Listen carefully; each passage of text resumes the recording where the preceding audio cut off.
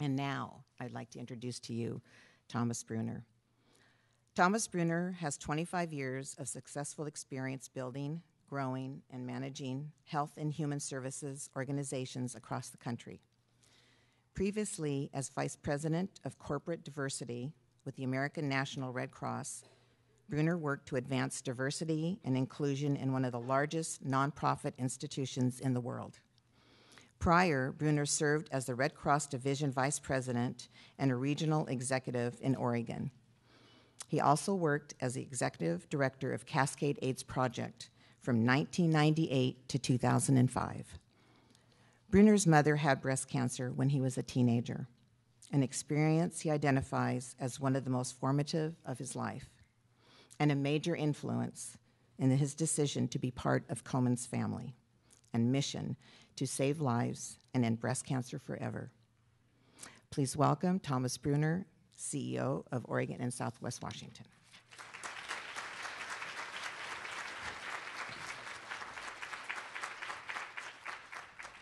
I am so glad that you're here. Thank you so much for being here. And when I say you, you are in this room being joined by 150 people at St. Charles Medical Center in Bend, at Asante and Providence in Medford, and Community Cancer Center in Roseburg. So to all of you in Bend and Medford and Roseburg, as well as here in Portland, thank you so much for joining us.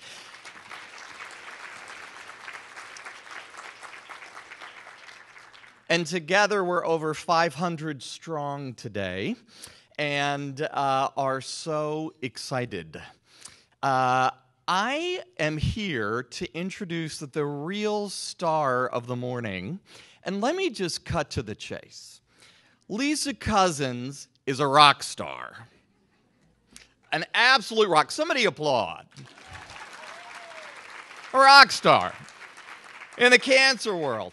So here are the credentials to back up that rock star status. She's chair of the Department of Cell and Developmental Biology, and she's the associate director for basic research at Knight Cancer Institute at OHSU. She has a PhD in biological chemistry from UCLA. Did you not score high enough on the GRE to do anything else? Biological chemistry, PhD. And she's been honored time and again by all kinds of organizations and associations and celebrated for her work and for her leadership, including the Gertrude B. Elian Award from the American Association of Cancer Research, the Mallincroft Award for Medical Science, and a V Foundation Scholar Award. Now, here's what Lisa is actually doing. She's building an interactive and innovative environment for cutting-edge biomedical research at OHSU. And she's world-renowned for her work exploring how cells that surround a tumor fuel its growth and affect its response to treatment. And among her findings is that in early stages of cancer, white blood cells, which we all know normally are used in the body for healing, sometimes help tumors grow.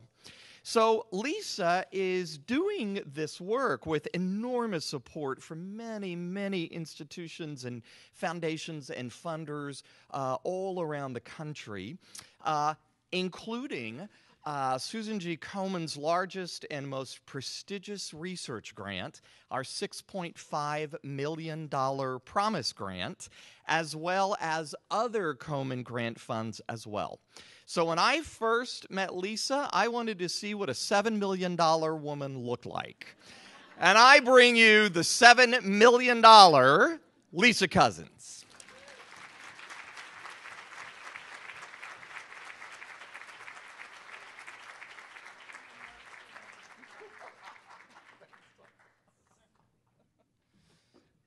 Thank you so much, Thomas. A little bit over the top, but that's okay. My mother probably couldn't have matched that. Anyway, thank you so much, Komen, for inviting me to speak today. but more importantly, thank you to everyone that's here in the audience and then remotely. Much of what my laboratory does and the research inroads that we're making could not be being made. We would not be working the way we're working without your support and your advocacy. Many of our advocates are here in the room today, and we are absolutely grateful to all of you because we don't do anything without your support and your partnership. So know how meaningful your role is for us, even in basic science. So what I would like to do today is talk to you about some of the major issues that we deal with as women, but also just as a population that encounters really a horrible disease, cancer. And I've prepared some slides so that this isn't an utterly depressing conversation, show you how much progress we've made, specifically in breast cancer over the last 10 to 15 years. And then talk to you about what we hope to do over the next couple of years, including how we hope that research in my laboratory is impactful to a world without breast cancer for our children and our grandchildren. And hopefully we can see that in our lifetimes. And so to start, I think the statistics on cancer speak for themselves.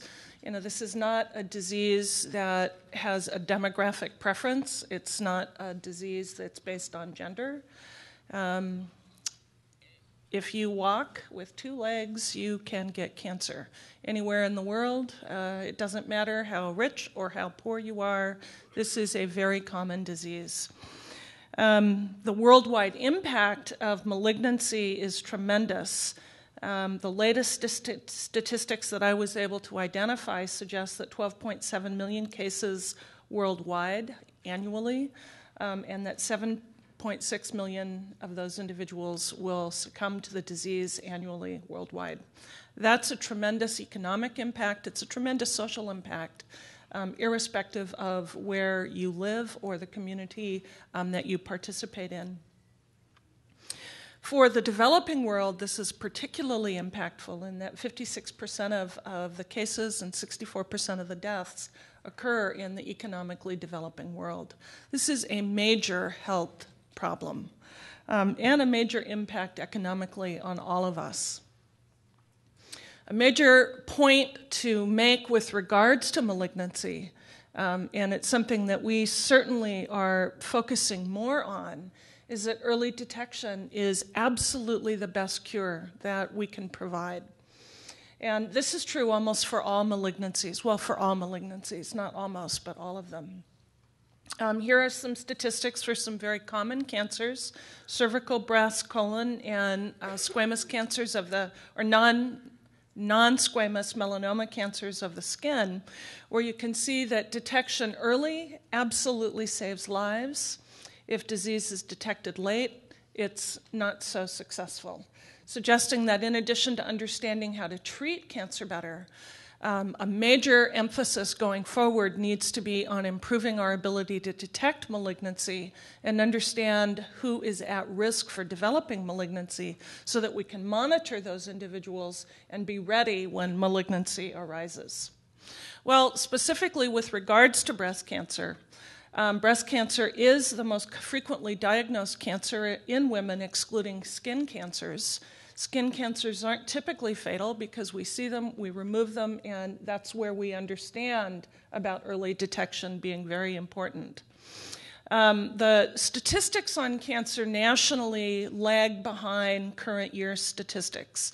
The most updated information from the American Cancer Society from 2010 suggests that 209,000 new cases of invasive breast cancer would be diagnosed, and of that, 207,000 would be in women.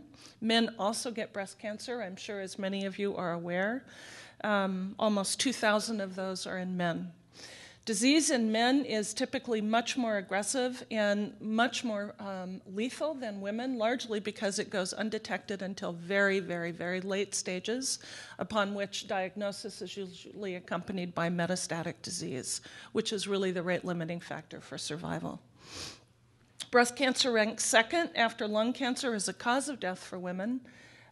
Smoking has really risen.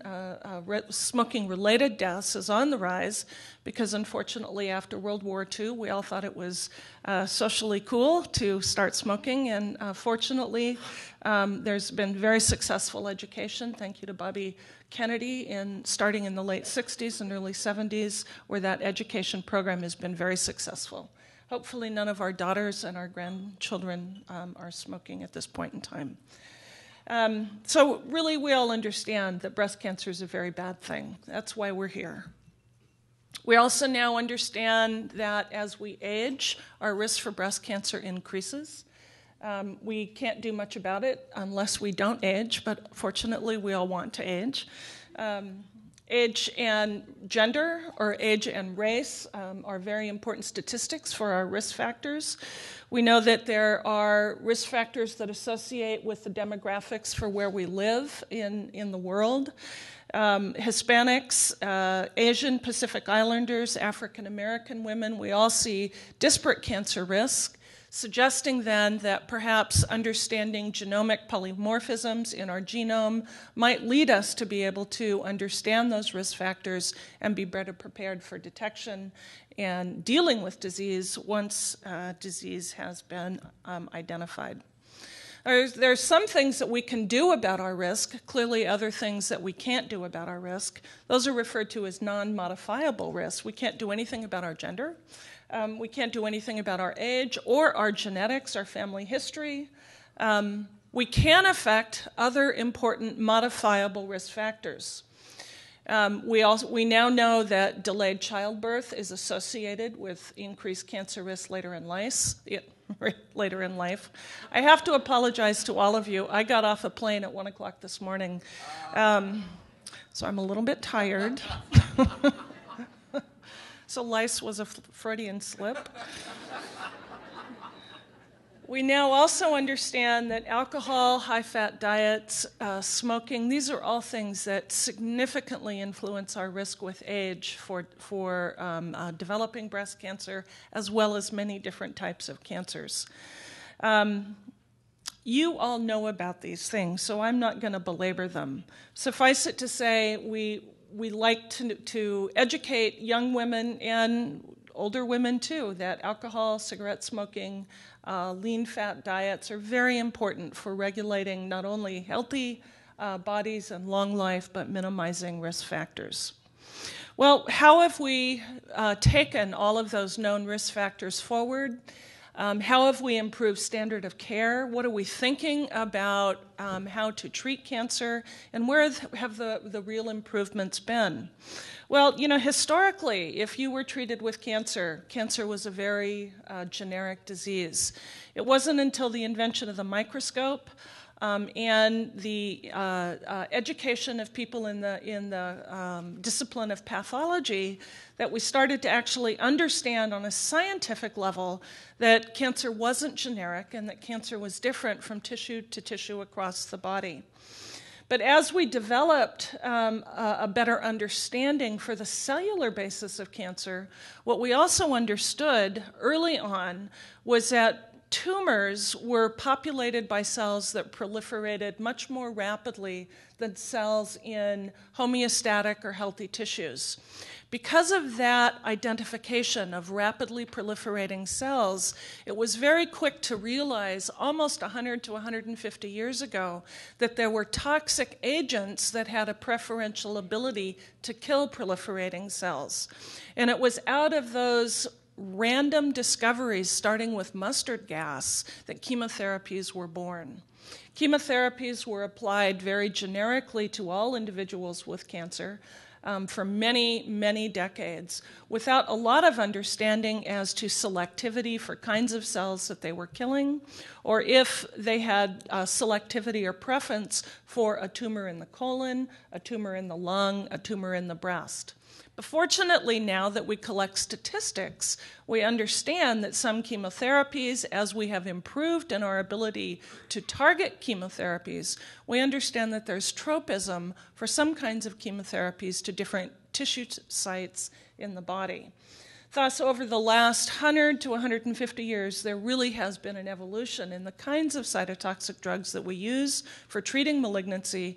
And while those drugs have been improved, the toxic side effects of those kinds of treatments have not necessarily also inversely decreased. Cytotoxic drugs are still really, as many of you know, horrible drugs to have to deal with. Why do we lose our hair? Why do we have GI issues when we take chemotherapies? Is because they target rapidly proliferating cells.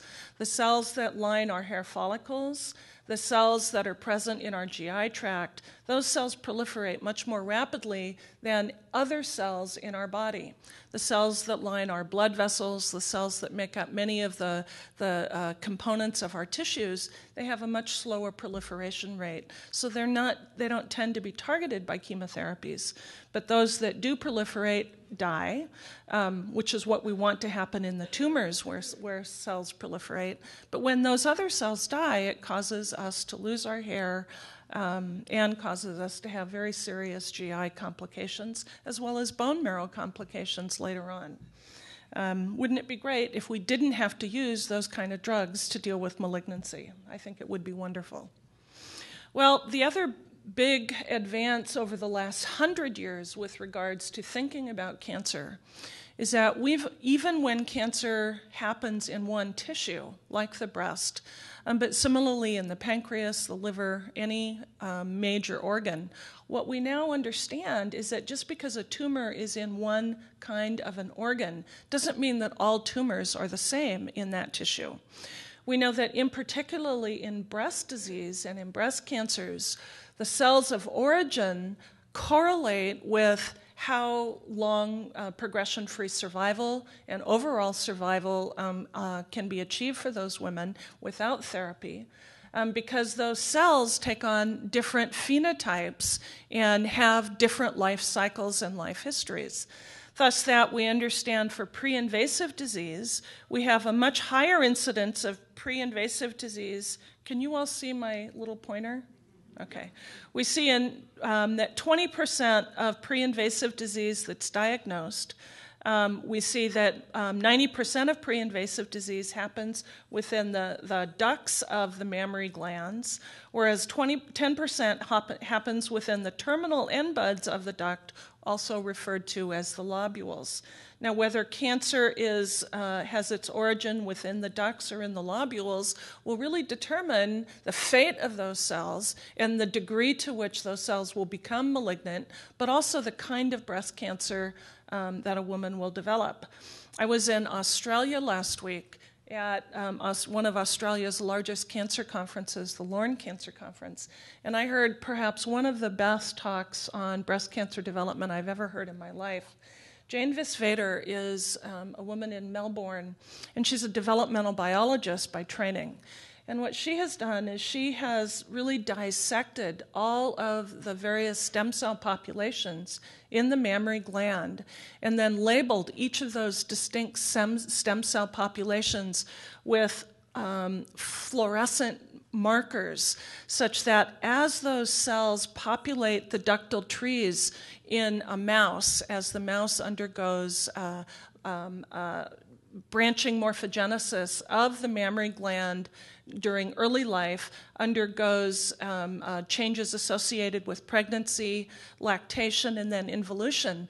Because all of these different stem cell compartments are fluorescently labeled with different colors, she can follow them. It's absolutely beautiful. But then when she causes those otherwise normal animals to develop different kinds of mammary cancer, she can then follow the origins of each of those distinct stem cell populations as they evolve into malignancies. And so what her work is allowing us to do is to target specific cellular components, because what we know is the cells, what we now know because of her work is, oh, I just lost myself here. there. What we know is that the cells that line the ducts versus the lobules in an adult, they have different proliferation rates. They respond to different microenvironmental clues. They have different regulation based upon hormonal fluxes with estrus. And all of these kinds of discoveries will lead us to understanding how to selectively target those individual populations as they undergo the changes that are associated with neoplasia. If you have the opportunity to read any of her work that's now being highlighted in many of the layman's press, Scientific American, and other kinds of public type journals, I highly recommend that you look at her work because it's truly spectacular work on the developmental biology of the mammary gland associated with cancer development. All right, so while we understand now much better how the developmental origins of the duct and the lobule cells grow out into cancer, do we now understand that there's different susceptibilities to these different cell types for, in fact, undergoing malignant conversion and outgrowing into tumors? Well, yes, we do. What the current statistics are that with regards to invasive disease within the breast, 85% of the malignancies that we see in the clinic will have origins within the ductal cells, whereas 15% will be in the lobular cells. Is that all breast cancer? Yes, it is, but those are very different diseases. They're about as different as breast cancer is from liver cancer. And so why is that important? Well, it's important because those malignant cells behave differently with regards to hormone treatment. They respond differently to chemotherapies, and they respond differently to targeted therapies because they sustain different kinds of active mutations in the cells that compose those specific kinds of tumors. All of this is known because of the invention of the microscope and the field of pathology, where we're now able to understand what it means to have histologically distinct types of cancers that have origins in distinct cell types. Computer isn't working. There we go.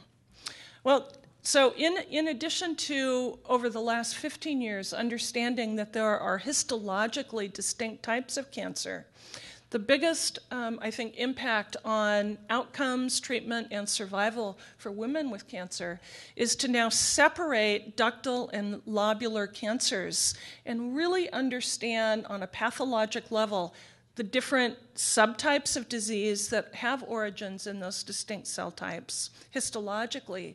But we now can understand the different genomics or the different kinds of genetic mutations that are responsible for driving those individual malignancies. And that lets us think about very selective types of therapies. This whole area of research, I think, commonly is referred to as breast cancer subtyping, where if we take ductal cancers and we evaluate them for estrogen receptor, progesterone receptor, presence of the HER2 proto-oncogene, what we see crudely breaking out histologically is 4 major subtypes of breast cancer. If we isolate the DNA and the RNA from those various kinds of tumors and we stratify based upon common signatures, we now understand that ductal carcinomas are actually composed of 5 distinct cancers that correlate with different survival statistics and different responses to therapy.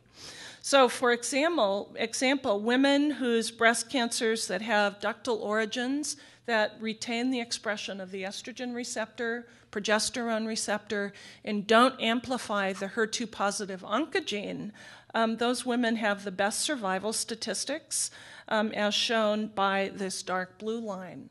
We can evaluate that histologically by looking at the tumors, but we can also evaluate it genomically by looking at the genes that are expressed within those tumors. This is really in contrast to women who are diagnosed with a basal or a triple negative cancer, really one of the more aggressive forms of ductal cancers. And what we see histologically in these tumors is that the expression of the estrogen receptor is lost, expression of the progesterone receptor is also lost, and those women fail to express the HER2 growth factor receptor and oncogene. And the expression characteristics for these tumors and the genomics of those tumors correlate with women whose overall survival and progression-free survival is really the most grim. We know that women who have activated HER2 on their cells tend to respond very well to Herceptin, a targeted monoclonal antibody that was developed by Genentech that targets a growth factor receptor that's linked to how rapidly those cells proliferate.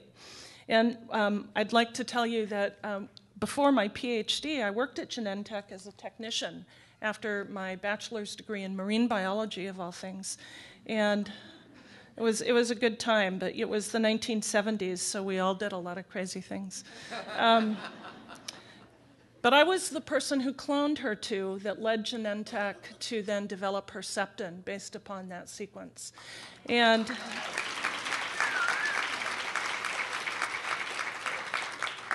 at the time, I was a technician, and I was really learning fundamentals about molecular biology, and it was a project. I had no idea really what the implications were for cloning that gene, but it was through the cloning of that gene in the lab that I was in, and then the recognition of how significant that gene was that was subsequently made by Dennis Slayman's lab at UCLA, that Genentech then took that gene forward to develop a therapy. And as a very young person, I was, 22 or 23 at the time, it hooked me. And it absolutely is like going fishing and getting a hook put into you. It was clear to me that for the rest of my career, cancer work was really all I was ever going to do. So impactful at a very early age without really knowing what I was doing, but knowing that basic research was fundamentally significant and fundamentally important. But having a project turn into a therapy, it was absolutely the very best thing in the whole wide world. And I'm forever grateful that I was given that opportunity. So breast cancer is really the poster child for evaluating tumors histologically to look for subtypes, as well as to take apart those tumors and look at how the genetic signatures correlate with outcomes and correlate with response to therapies.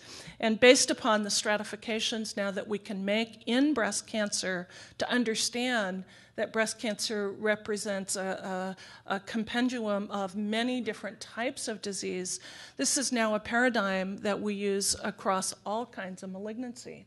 Whereas we used to think lung cancer was one disease, liver cancer, pancreas cancer. No, they all stratify very much like what we see with breast cancers, so that we can now tailor therapies, tailor chemotherapies to the best subtypes that are the most likely to respond to those diseases.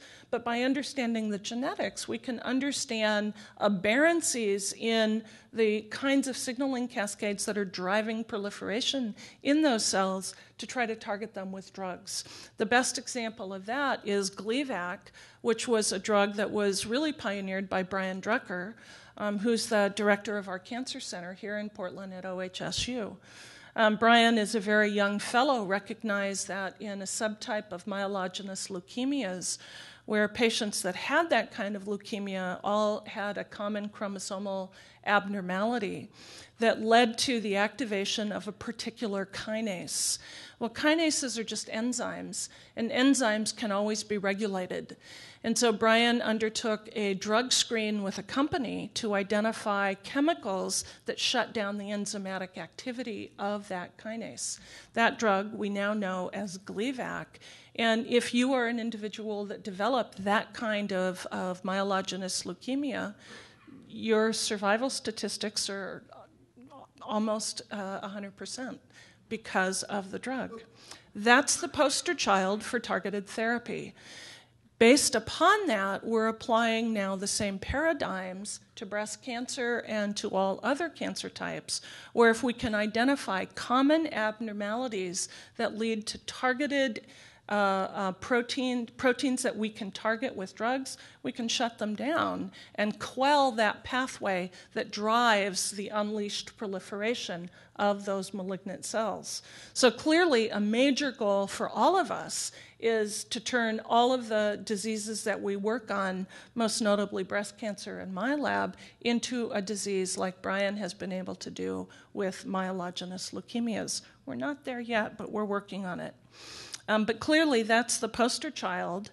And now taking that same approach with our ability to stratify breast cancers where we know about outcomes and we know about who responds best to therapy, the goal is really to combine these approaches to think about how best to improve outcomes.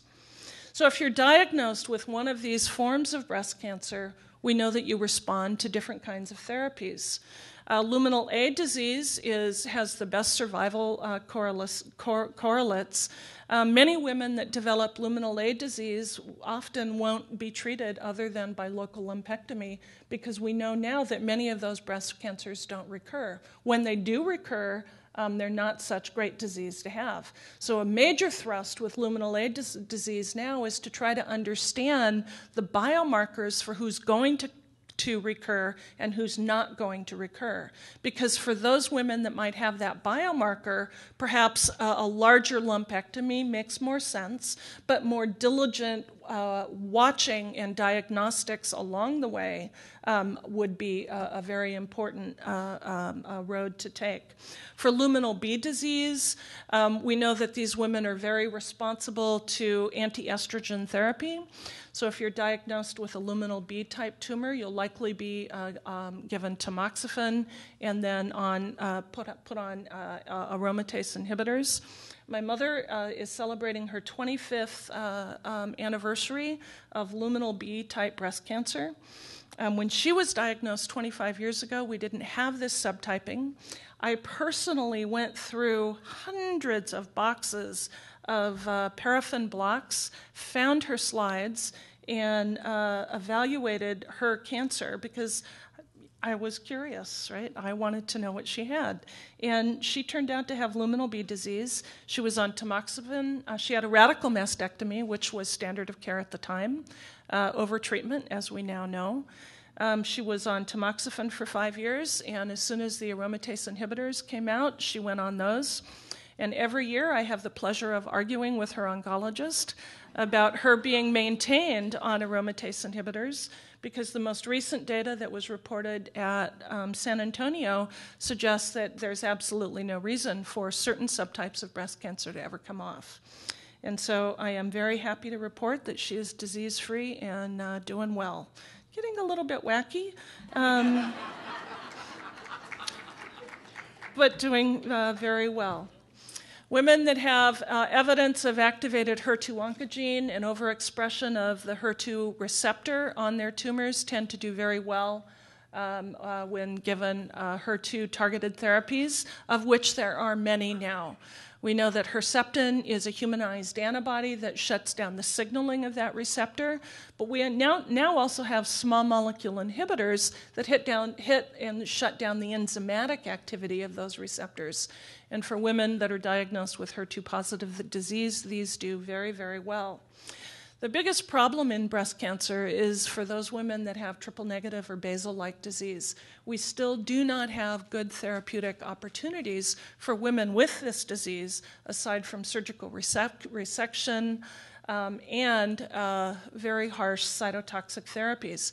Because these types of tumors don't express HER2, they're not amenable to HER2-targeted therapies, and because the tumors don't express estrogen or progesterone, hormone ablation therapy also doesn't work for these women. So a major goal then is to understand the biology of basal triple-negative disease so that we can offer state-of-the-art therapies, perhaps biologically based in addition to chemotherapy.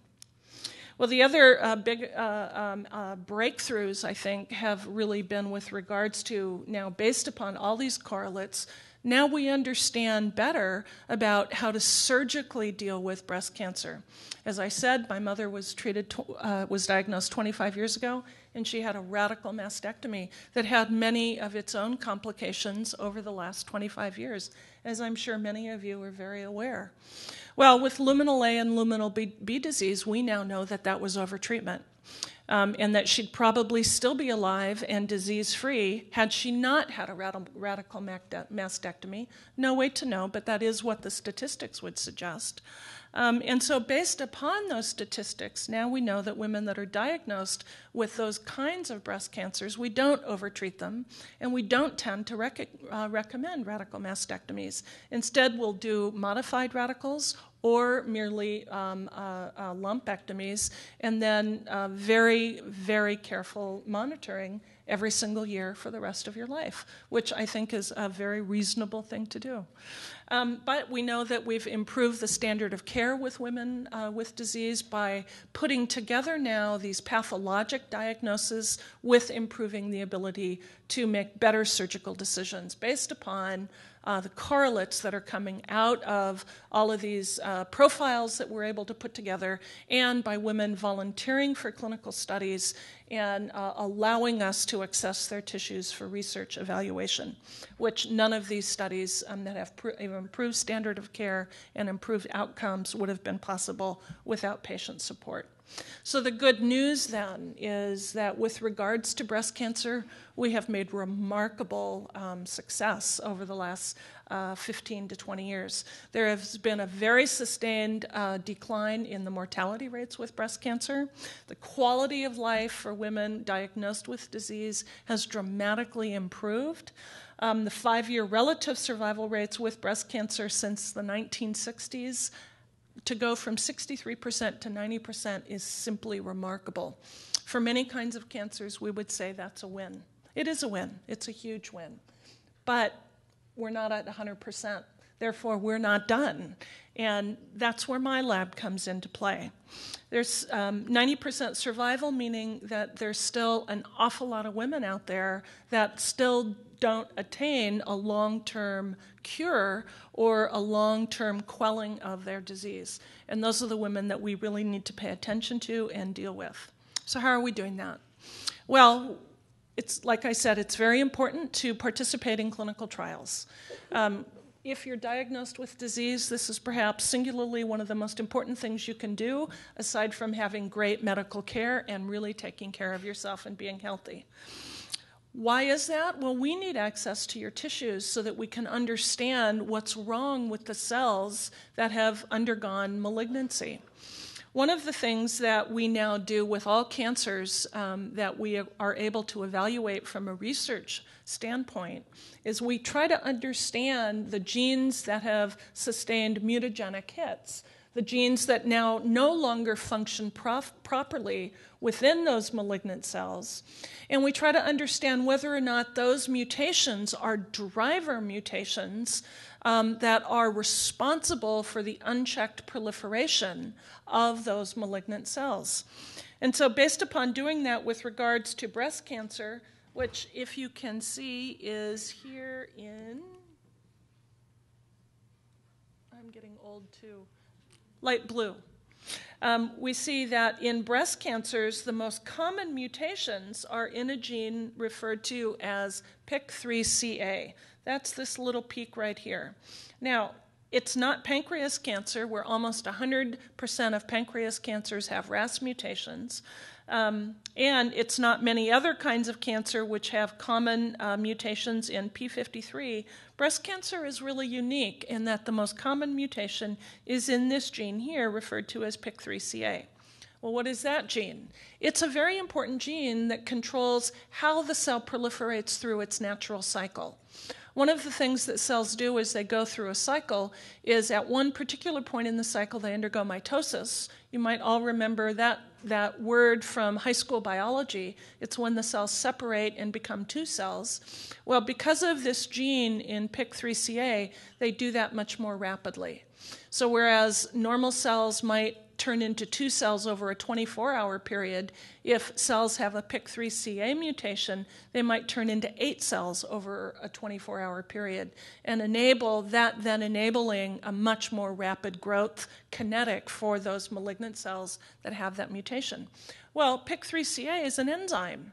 And so there's a whole cottage industry of biotech companies and pharmaceutical companies that are developing drug screens to try to hit this gene to turn it off. We're not there yet with therapies, but there are several that are in clinical trials. But what we see by looking at this profile is that there aren't really a lot of driver mutations in breast cancers that we can target, suggesting then that that might not be enough of the biology for us to think about going forward with regards to new therapies to quell the disease. And so my lab likes to think a little bit differently about cancer. I've grown up over the last 20 to 30 years in the cancer community, where we have learned a great deal about the genetics of normal cells and the genetics of cancer cells, where we understand the kinds of mutations that happen. But as a cell biologist and trained in organismal biology, what I appreciate is that cells live in environments, and that those environments, in addition to the regulatory mechanisms that control how a cell divides, the environment in which the cell lives also controls whether it proliferates, divides, differentiates, or dies. It's a fundamental rule of organismal biology. Location, location, location, just like where you buy your house. And so after I did my PhD at UCLA, I started my postdoc at the University of California, San Francisco. Now, if you're in medical school, you go on to do a residency and train before you're an independent practitioner. If you're a scientist and you get a PhD, you do what's called a postdoc, which is analogous to a residency. It's 5 to 7 years of training on someone else's dime, basically. It's the best time in a scientist's career, really, because you don't have to worry about funding so much. You still have to worry about funding, but you don't have to write your own grants so much. But it's when you really can be the most creative and take the biggest risks to try to define who you are as a scientist and find the things that are going to drive you, hopefully, for the rest of your career. Well, I wanted to go to a lab to do my postdoc where I wasn't thinking about cancer from a test tube's point of view. I wanted to think about cancer from an organismal point of view. Well, that would be with people, only I didn't have a medical degree. And so in the early 1990s, we had, as a community, invented a new technology where, based upon identifying mutations that drive proliferation in cells, we had developed the technology to clone those genes and put them into the genome of a mouse so that they could drive proliferation of cells in a mouse analogously to driving proliferation in a tumor. And those animals are called transgenic animals because they have genes from 2 species. And so the lab that really caught my attention was a lab at the University of California, San Francisco, where they had harnessed this technology to develop mouse models of skin cancer specifically, mouse models of pancreas cancer, and mouse models of bone cancer. Now, these were state-of-the-art at the time, and I thought, I am committed to cancer research. It has to be in a relevant system. This is the best lab for me. So I arrived into this lab to do my postdoc, very bright-eyed and bushy-tailed, and I was given a mouse. What do you do with a mouse, right? I had spent my career thinking about cancer from a very theoretical point of view by what I could do in a test tube with DNA and cells. Well, now I had a mouse. Well, in the 80s and 90s, when you were trained as a PhD, we weren't given all of the coursework that medical students take, like pathology, physiology, all of the things that you need to know to think about a complex disease like diabetes or cancer. And so I had my mouse that I knew was going to get cancer, but I had no idea what to do with this mouse. And so what occurred to me as a young postdoc was, well, I needed to teach myself the tissue biology. I needed to teach myself the physiology and all of the things that were needed so that I could know when my mouse got cancer, but then understand the biology so I would know how to deal with it and maybe think about that biology so I could target it. So I spent many years doing that. And one of the most retrospectively important observations that I made now quite some time ago by teaching myself the biology of skin cancer and the natural biology of the skin is that long before skin cancers are malignant, there's a very significant infiltration into that tissue of immune cells, normal, happy, healthy immune cells. And what we've come to appreciate over the years is that as soon as there's a mutation in a tissue, a driver mutation as we call it, that looks like a wound to the tissue. And what happens in a tissue when there's a wound? Well, all of the embedded networks to protect that tissue respond to try to stop that wound from spreading.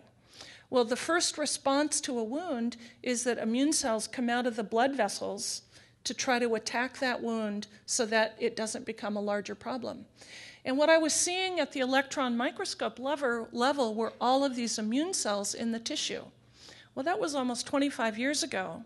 And now what we understand is that if tissues can't mount that initial immune response, they're never going to be a tumor.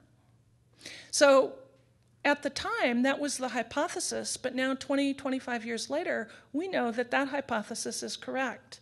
And so what our research is really focused on is understanding those fundamental mechanisms for how the immune cells are recruited in, but then how those immune cells help that one mutant cell proliferate, and turn into a tumor. So those observations were made in a mouse model of skin cancer, but now what we understand is that that fundamental biology just doesn't happen in the skin. It's the natural biology of all solid tumors. And so what I'm showing you here on this slide is normal, healthy breast tissue, tissue from the pancreas, tissue from the lung, and tissue from the lining of the thoracic cavity. And what we've done here is we've stained the resident immune cells in brown. So you can see that there are pre-stationed immune cells in all of these tissues. Well, those are called sentinel cells because upon any kind of damage, they react immediately to the damage. Okay? The other picture that I'm showing you here are the malignancies that have grown in these very specific compartments. Breast adenocarcinoma, pancreas adenocarcinoma, mesothelioma in the pleura of the lung, and non-small cell lung cancer. Now, what's the most obvious thing here? If brown is still the immune cells, look how many more there are in this tissue, or in all of these tissues. These are normal cells that respond to normal signals. Well, even as a young person, I'm still young, but even as a younger person, what this observation really screamed to me is that we treat these chronic infiltrates of immune cells in rheumatoid arthritis. We treat them in many different kinds of chronic inflammatory disease to silence them so that tissues can heal. Our hypothesis at the time when we made these observations was, well, can't we target them also in the context of a malignancy? If they're fundamentally important for helping these tumors grow, if we silence them or quiet them, can we stop those tumors from growing, or can we make those tumors stop dead in their tracks? And that's where my lab has focused for the last 15 to 20 years with the support of the Komen grants. And so we know that there are many different kinds of immune cells. There are innate immune cells that are also referred to as myeloid cells. These are the major components in your blood. It's the various kinds of innate immune cells that when you go in and give blood and have a CBC that we look at to determine if you have an infection or if you have any other kinds of a blood disorder. And it's the myeloid cells that respond the most acutely to any kind of tissue damage. If you cut your skin or you have an acute trauma to any tissue, you develop a scab. Well, what that scab is serum proteins that have come out of the blood vessels that become cross-linked by the immune cells.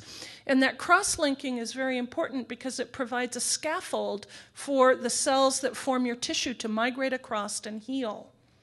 Once you're healed, the myeloid cells go away, and then lymphocytes come in and they kill all the damaged cells. So it's a very highly orchestrated process for how wounds heal.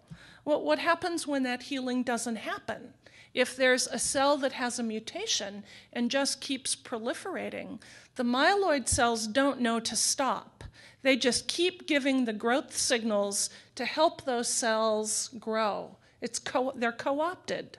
And the lymphocytes don't ever come in because the myeloid cells don't ever leave. So it's a thwarting of the cycle of wound healing. And what we know then is that by not allowing that wound healing cycle to happen, the cells that have sustained mutations just keep growing because there's myeloid cells there, or these normal immune cells that haven't been told to stop, that just keep providing growth and survival signals to these neoplastic cells. Okay? So a very normal process in the body that has gone awry. Well, how does this impact us with regards to breast cancer? Here again, I'm showing you a normal mammary gland from a woman. Here's the duct itself. A lot of adipose tissue around the duct, and immune cells that then live subjacent to the ductal structure. And we know that during estrus, pregnancy, lactation, and involution, we see fluxes of these immune cells that are very important for regulating the damage in the mammary gland, because all of these processes damage the tissue even though they're normal. But the immune cells help that tissue go back to its normal state. Here's breast cancer. Now, the light green staining are these ductal cells that have sustained mutations and grown out into tumors. But in breast cancers, we actually see that there are more immune cells than there are bad cells, bad tumor cells. If you take a breast cancer and you dissociate it into all of the cellular components, 50 to 60% of the cells in that tumor are going to be normal. And 40% are the bad cells, but they rule. They rule. And so from my point of view, that's a tremendous opportunity. If we can understand the immune cells that are the critical cells to get rid of or to shut off, that represents a great target for therapy. And that's what my lab has been focusing on. One particular kind of immune cell called a macrophage. And when we dissociate all the cells in a breast cancer and we look at all the different kinds of immune cells, I won't burden you with all of the blah, blah, blah about how we do this, but we know that a very significant percentage of the immune cells represent a specific cell type called a macrophage. So remember that name because it's very important. It's a macrophage. Now, when we look at how that macrophage correlates with overall survival statistics for women and the kinds of breast cancers that they develop, we initially consulted the population biology, where we realized very quickly that tumors, breast cancers that have higher percentages of this one cell, the macrophage, that correlated with increased blood vessel density of those cells, of those tumors, but it also correlated with decreased survival statistics, suggesting that maybe that really was a bad cell to have within your breast cancers. When we look at overall survival statistics, and we look at recurrence-free survival with women with breast cancer, if CD68 is the marker for the macrophage, in 2 independent cohorts, if we look at recurrence-free survival, we see women that have the highest degree of macrophages in their breast tumors have the lowest overall and recurrence-free survival. So they tend to do much worse clinically. I'm starting to get my clues here, aren't I? If we dissect those patients from node-negative to node-positive disease, we also see that women that are node-positive tend to have the highest level of macrophage. So higher presence of these cells in the tumors certainly correlates with decreased survival. From the mouse models of understanding mammary development as well as being able to make mammary cancers in a mouse, what we know is that when those mammary epithelial cells initially start growing because of the mutations, what they do is they secrete a factor called CSF1 that's really just a wound response. And what that factor does is it calls in cells from the blood vessels, the immune cells, into the tissue, and that immature cell matures into a macrophage in the mammary tissue. What that macrophage does in the context of a breast cancer is it turns off the CD8 T cells, and these are the cells that kill the damaged cells, but it also provides growth factors to the tumor cells. So it's a very bad cell to have in the tumor. So we asked, could we target that cell? And could we eliminate it from the breast tumors and improve survival characteristics for women? So we partnered with many companies to evaluate this using mouse models that develop either luminal B mammary cancers or triple-negative breast cancers. And in these mouse models, if we look at the histopathology, you'd be hard-pressed to know that this was breast cancer in a mouse as compared to breast cancer in a woman, because the cancers look histologically the same. Now, what we have done is we've partnered with companies and developed 3 therapeutic approaches that target the survival pathway of these macrophages. We have antibodies that block the ligands. This is the CSF1 ligand I just referred to. We have antibodies that block this ligand from interacting with the receptor, antibodies that bind to the ligand, but then we have drugs like Gleevec that turn off the enzymatic activity of the receptor after the ligand binds. And what we find is that when we treat animals with these drugs for a very short period of time, as fast as 3 days, we see whereas those mammary cancers are full of macrophages in brown, after 3 days we've almost completely eradicated them. That's remarkable. It's remarkable. This is a big, bulky tumor, and we can take all of those macrophages away. If we take animals off drug, as rapidly as 3 days, those macrophages return, suggesting that we have to maintain animals on drug. Probably, if this is going to work in the clinic, we have to maintain women on this drug as well. But does it work to slow the time of progression or minimize metastasis? And does it improve the response to chemotherapy? That would be very important. So we can utilize the mouse models to evaluate that, which is what we've done.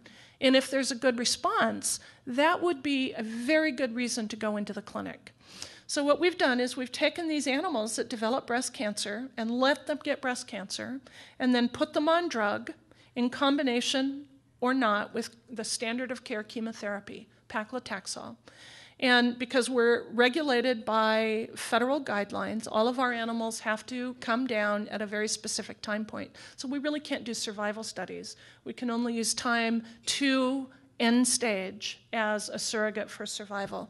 And so what we find is that in black is, here's the volume of the tumor on the vertical axis, and on the horizontal axis is the age of the animals. The black are untreated animals, so their tumors grow very rapidly to end stage. Light blue are the animals that only have their macrophages removed. That doesn't do anything as monotherapy, even though the macrophages are gone. In pink are the animals that are treated with just chemotherapy. So chemotherapy does a little bit of good in slowing the growth of the tumors to end stage. But look what happens when we take away the macrophages in combination with chemotherapy. The tumors grow very, very slowly. If we look at those tumors, what we now see are very significant areas of cell death or necrosis, where the tumors have actually died. And there's very little of quote-unquote healthy tumor tissue remaining in these animals, suggesting then that by taking away the macrophages, the chemotherapy has done a much better job.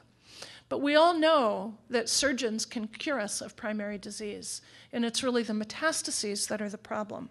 And so because these animals naturally metastasize to the lung, we can evaluate this as a therapeutic approach for attenuating progression to metastasis. And what we find here is really, I think, truly remarkable.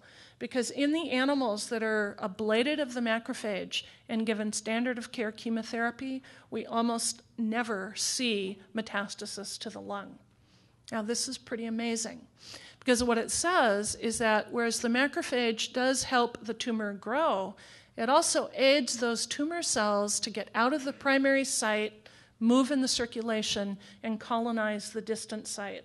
And without the macrophage, those tumor cells can't do that, saying that the macrophage is a very good target for therapy. And that's what we've done. We've evaluated with all of the standards of care chemotherapy, and we see exactly the same results, saying that this isn't specific to just the Taxols, but all chemotherapies and even radiation therapy response can be improved by taking away the macrophage. I'll skip through a lot of this because I am running late. I like to talk, even when I'm tired. But what it says is that by targeting the macrophage, what we can do is eliminate it. And when we eliminate it, we eliminate the growth factors that it secretes that help the tumors grow. But by eliminating it, we also relieve the suppressive mechanisms that the macrophages use to control those CD8 T cells. And when the macrophage is gone, the CD8 T cells then move into the tumor. And when also given chemotherapy, the CD8 T cells help kill the tumor cells. And that's what causes that big area of necrosis within the tumors. That's pretty cool. But what it says is that we can maybe then also think about looking at women and using the macrophage as a risk factor for understanding who's going to respond to chemotherapy and who's not going to respond, but also identify women that might be most likely to respond to a macrophage-targeted therapy. And indeed, we can do that again because women have provided us with tissue at the time of primary diagnosis. So the women in this study provided an FNA, a fine needle aspirate of their tumors before any therapy, and then we looked at their genetics, and we looked for indicators of macrophage infiltration and T cell infiltration. And then they were given surgery, chemotherapy, and followed. And what we understand is the women that had the very best response to chemotherapy had the lowest level of macrophages and the highest level of T cells. The women that really didn't respond to chemotherapy had the highest level of macrophages and the lowest levels of T cells. So we can use this now to predict a response, but we can also use it for women to target in a therapy targeting macrophages, very much like women with Herceptin. Herceptin never would have been approved if we didn't have a diagnostic to treat women that had HER2-positive disease. So we can use this now to stratify women for a clinical trial, which is exactly what we're doing. But which kind of breast cancer?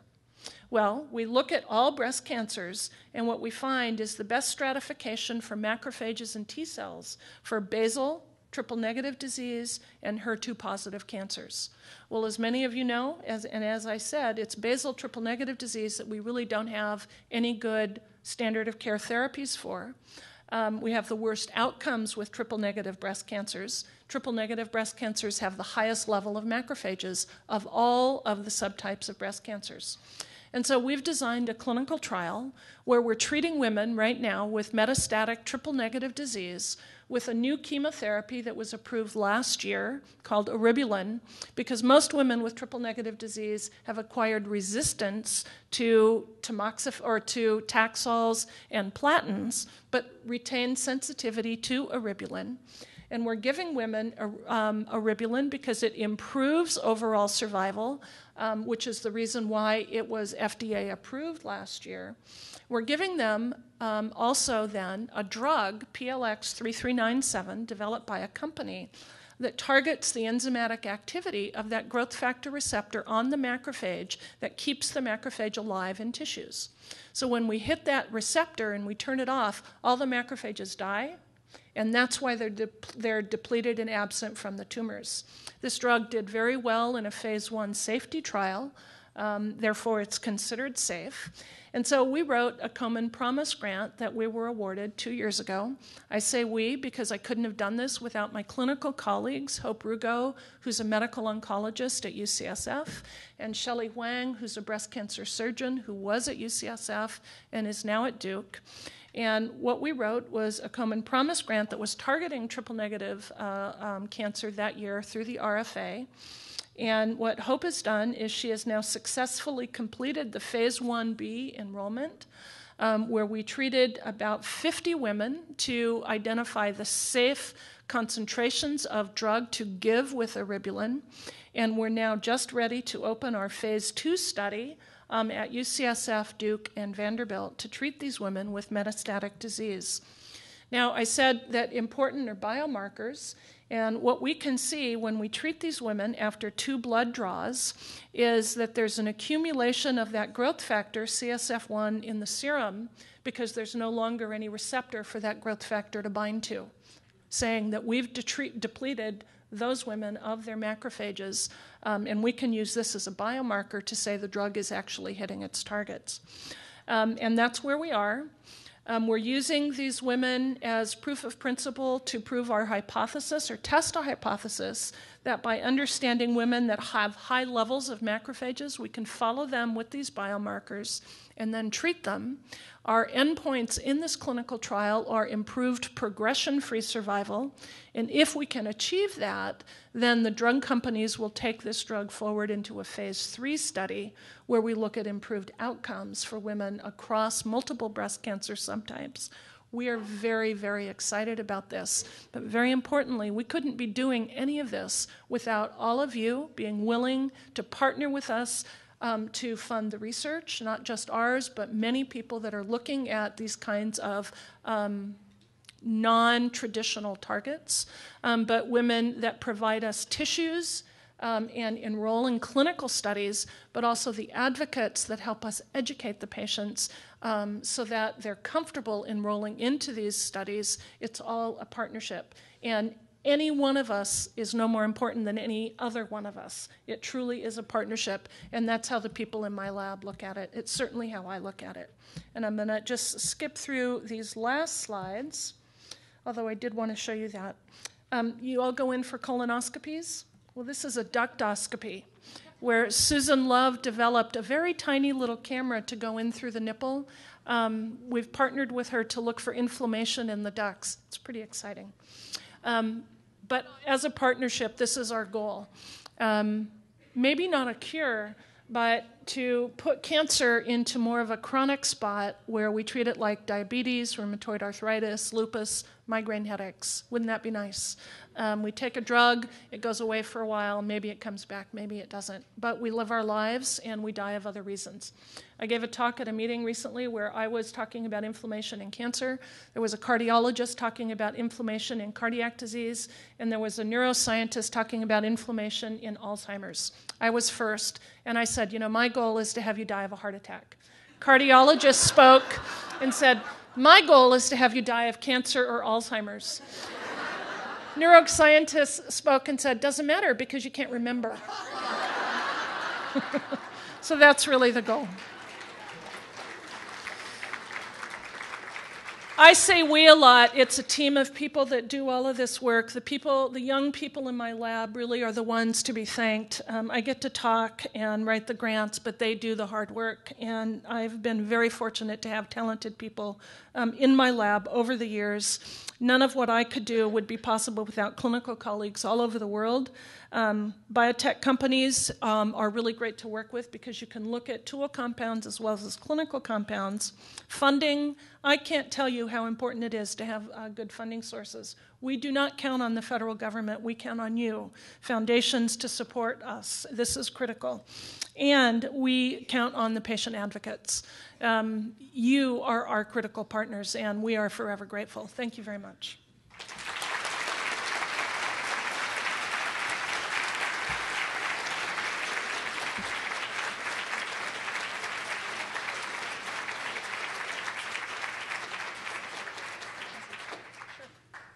So I have a few questions here on flashcards. The first question is, how do you spell the name of the Australian researcher? Her name is Jane Visvader, V-I-S-V-A-I-D-E-R. I think there's an I in there. V-A-I-D-E-R, correct. She had a beautiful paper in Cell, the journal Cell, about 2 months ago that showed these images that are basically, it's like you're in a plane traveling through the mammary tissue looking at how these fluorescent cells grow out and populate the mammary gland. And the meeting in Australia, she showed movies of this, was phenomenal. It really was one of the best things I've ever seen as a scientist. Next question. Are the macrophage cells present in any kind of cancer? Yeah, we see macrophages in all kinds of cancers, but all kinds of cancers don't respond the same way to the macrophage. Where we've seen other really great responses by taking away the macrophage is in mesotheliomas and in pancreas cancers, two of the absolute most worst cancers you can get. In the animal models of mesothelioma, whereas these mice are all dead by 40 days. If we take away their macrophages and give them standard of care chemotherapy, we can improve their survival twofold. And so one of the other reasons I was in Australia was that they have the largest population of people that get mesothelioma because of the mining that happens in Western Australia. And so I showed them our data and talked to them about collaborating with a clinical trial with this same drug, and they're very excited about that. Also, pancreas cancers. We wrote a grant, a Stand Up to Cancer grant that was defended this last week. Betty Boer is our patient advocate for that grant. And we're very hopeful it will be funded because what we've recognized in pancreas cancer is also very lethal, is if we take out the macrophage, chemotherapies do a much better job and improve outcomes for those patients. Third question. The good cells, are they part of the natural body environment? Yes, they are. And that's important to think about. That's really a very insightful question. The macrophage helps tissues heal. So why would you want to get rid of them? And wouldn't there be consequences to getting rid of them? Well, so there's a lot of redundancy in our bodies. That's a good thing and a bad thing. It's a good thing because if there aren't any macrophages, if you're on one of these therapies and you have a wound, well, will it heal without the macrophage? Well, yeah, it will, because the immune system compensates and sends in another immune cell to do the job. But same might be true in the cancers. We know that we become resistant to therapies, and one of the things we're monitoring very closely is if in the tumors, when we take out the macrophage, does the immune system compensate and send in another immune cell to do its job? And so we're using the mouse models to model that so that we can predict what to look for so we're ready for it. And does the tumor incorporate good cells? Yeah, many different kinds of good cells. The cells that a tumor can't grow without blood vessels. And all the cells that line the blood vessels are normal cells. All tissues have blood vessels. And so those are normal cells that we can also target therapeutically with drugs that I'm sure you've heard about in the common press, the public press, called anti-angiogenic therapies. And we can target, we can give patients with tumors these drugs and cause those blood vessels to disappear which is initially a very good thing because the tumors can't live without blood vessels. But what happens is without blood vessels, the oxygen in those tumors becomes much more precious, and cells learn how to survive without oxygen, and those cells actually become much more resistant to chemotherapy. So it's a good thing, but a bad thing in the long run. So all natural biology that we have to learn how to think about. And the last question here is, how do we find out our subtype for treatment? Clinical trials. So here we're licensing our immune signatures to companies that conduct these clinical trials, very much like MammaPrint was initially a clinical trial where women signed an agreement that their tumors could be subtyped and then evaluated for statistical analysis. This is data that's come out of the mouse, where we've taken it and looked at published data sets and identified a correlation. But that's not good enough for standard of care therapy. What has to happen, it has to be validated in thousands of patients in a clinical trial. So if asked to participate in a clinical trial where subtype analysis is going to happen on your tumors, please say yes, because we can't learn without your tissues. Very, very important. We have one from Ben. Okay, one from Bend. A question from Bend. Thank you very much. Please speak to studies about taking Femara for greater than 10 years and what is the recommended time. So I am a scientist. I'm not a clinician, and I can't give medical advice. It would really be unethical for me to do that unless you're my mother, my sister, or my daughter. All right. Thank you very, very much for your attention.